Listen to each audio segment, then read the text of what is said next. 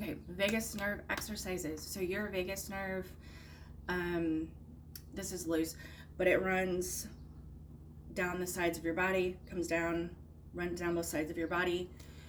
So there are some longer ways to things to do that will help more with managing anxiety and even stopping panic attacks, even mid panic attack. And then there's some things that are more like for small moments throughout the day to exercise your vagus nerve.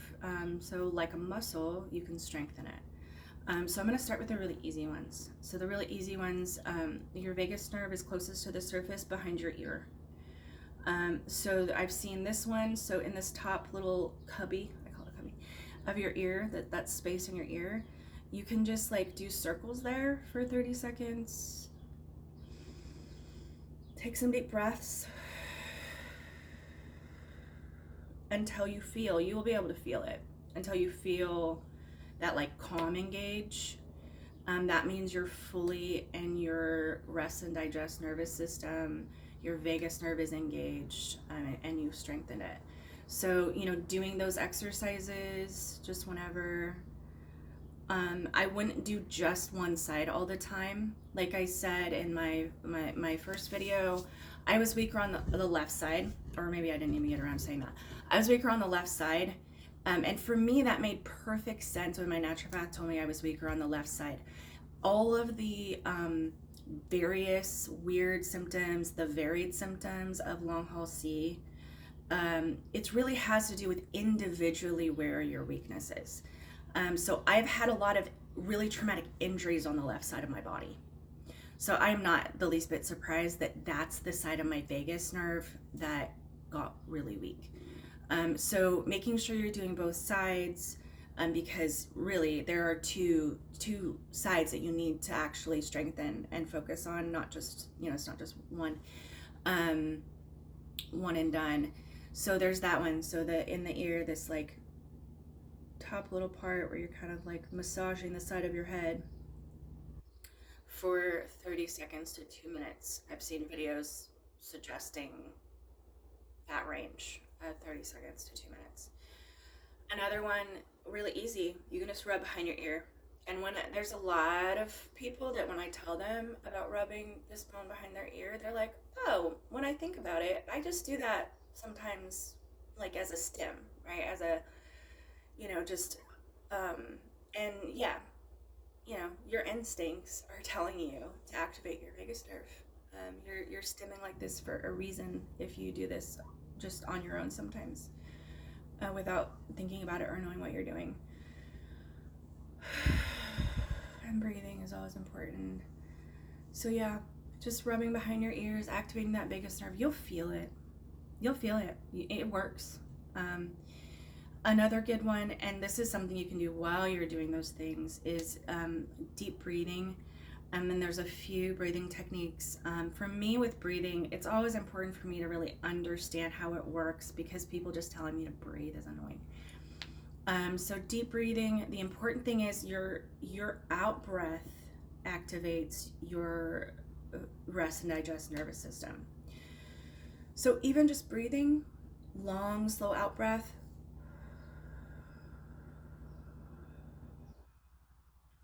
will activate that rest and digest nervous system, activate your vagus nerve.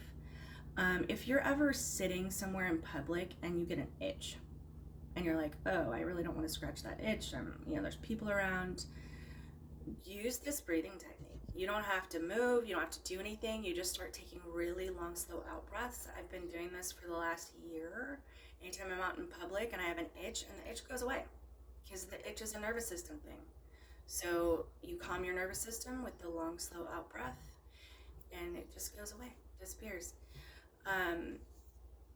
And then the longer, slower one, or not slower, but longer,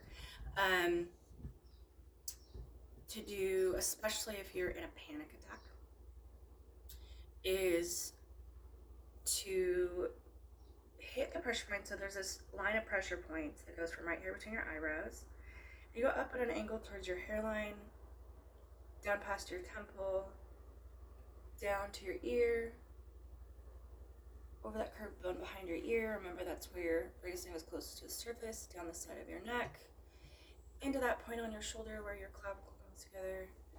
Then use your hand, back of the arm, over your elbow, side of your arm, side of your hand, and then you can just go back and forth.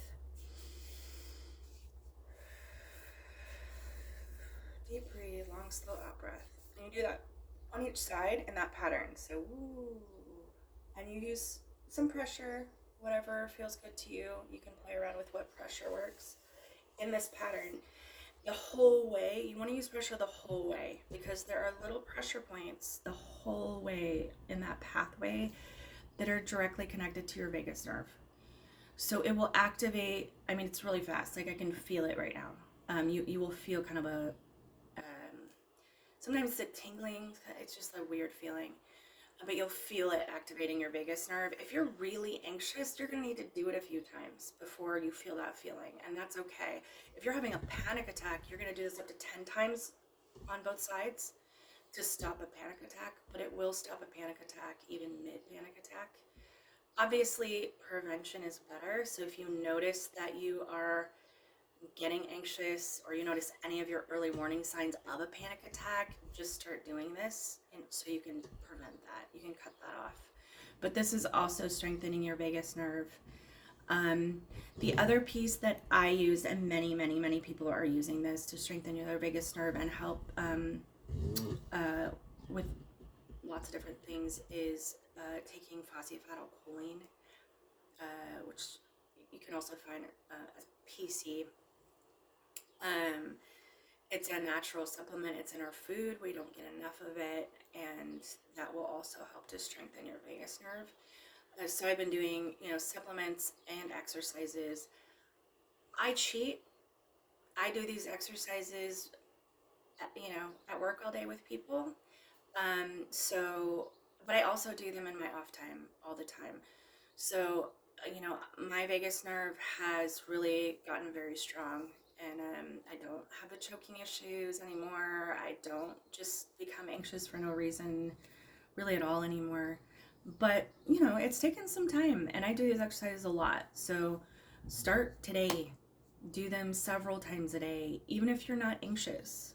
Just, before you eat, before you sleep. If you're not really experiencing a lot of anxiety, but you're having like other sensory stuff happening, or focus, cognitive issues, start today before you eat, before you sleep, because this will help make sure that you are in your rest and digest. You are ready to eat and sleep.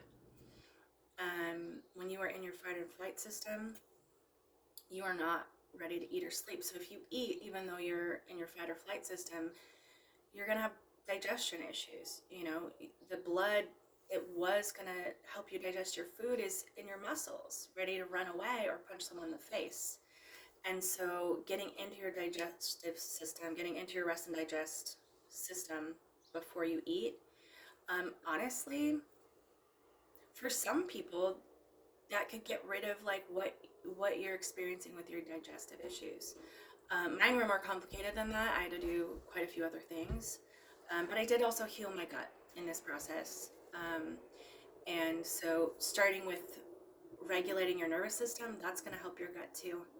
I hope this was helpful. I hope you start doing these exercises today. There's literally no one who can't benefit from doing these. There's no reason not to.